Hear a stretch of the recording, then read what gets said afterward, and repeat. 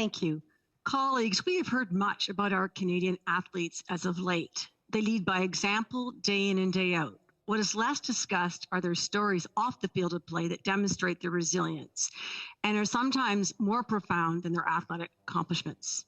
For my purposes today, it is not their exploits on the field I would like to highlight, but instead their leadership outside of competition.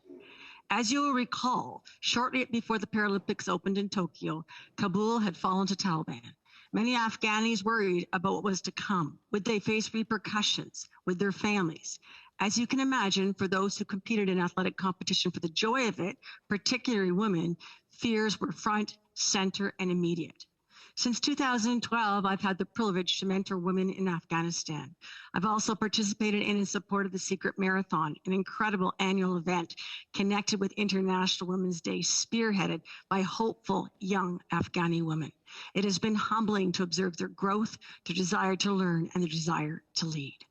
I and others in Canadian sport and education community were contacted by several athletes, coaches, sport leaders, and leaders in the LGBT community to help them get out of Afghanistan.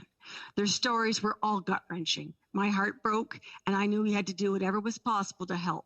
I still cringe to think that some of these athletes who marched into the opening ceremonies of the Olympic Games in July were now running for their lives as their homes were invaded and personal property was destroyed.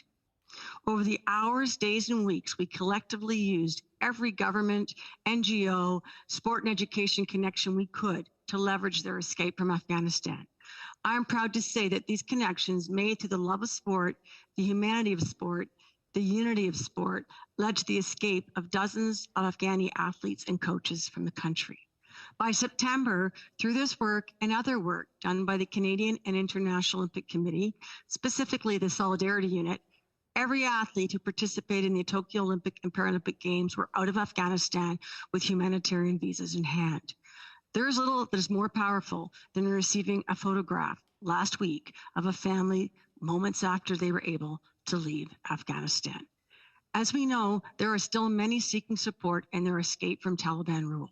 We continue to push and work with other countries to assist, facilitate, and leverage wherever possible. I know there are a number of domestic and international leaders working collectively on the ground to help facilitate a move to Canada, a move to another country, or to support refugees when they arrive. The degree of community at the international level and in Canada never fails to give me hope. Our national sport community have stepped up, like others, to exemplify our Canadian values in their response to the crisis in Afghanistan. Thank you. Merci. Miigwech. Senator